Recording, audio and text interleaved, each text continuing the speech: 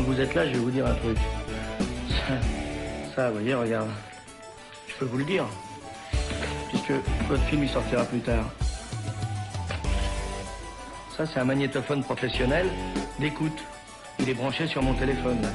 Alors, le premier qui m'appelle pour me dire une connerie, je le vole. Tu vois? Genre homme politique qui viendrait, oui, on va appeler Coluche, on va lui faire une proposition malhonnête pour qu'il s'écrase. Il va être bien reçu, le mec.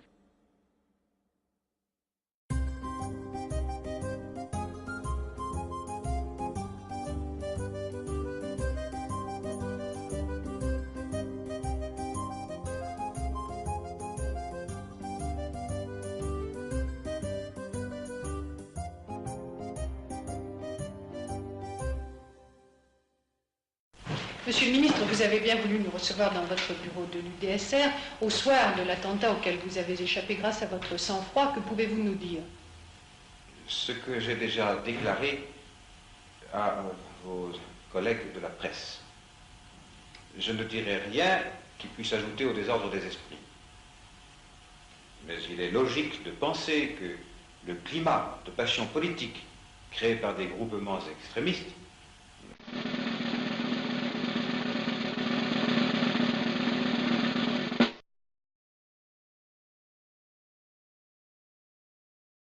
Ils sont obligés de mentir. On parle toujours de l'objectivité à la télévision ou dans la presse. Il n'y a pas de problème d'objectivité, il y a un problème de mensonge.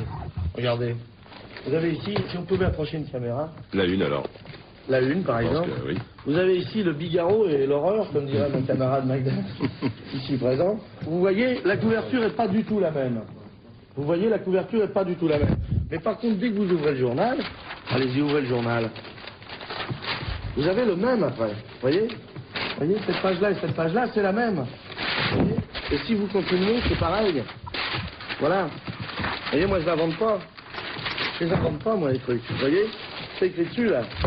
On a deux journaux rigoureusement identiques. Est-ce qu'on voit ça? Hein? Regardez. Vous voyez? Les gens qui achètent l'Aurore n'achètent pas forcément le Figaro, mais c'est les deux mêmes. Alors, je voudrais pas dire que je revendique le droit de râler contre tout ça, mais j'ai l'impression quand même qu'on est un peu cerné. Qu'est-ce que vous en dites? On n'est pas cerné, vous? Franchement, c'est énorme, non?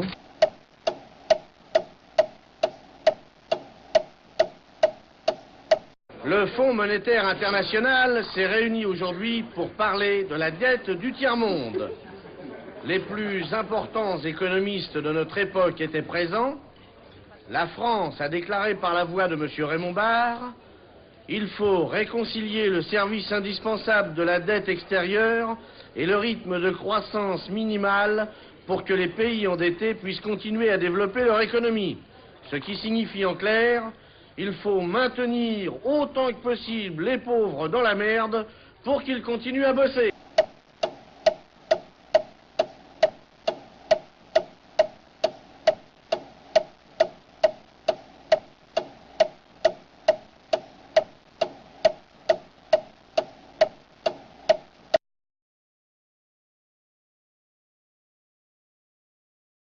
Noël, quand tu descendras du ciel, avec des joujoux par milliers, n'oublie pas mon petit soulier. Il me tarde tant que le jour se lève pour voir si tu m'as apporté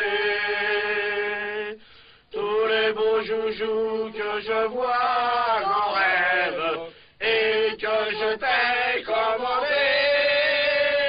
Petit papa Noël.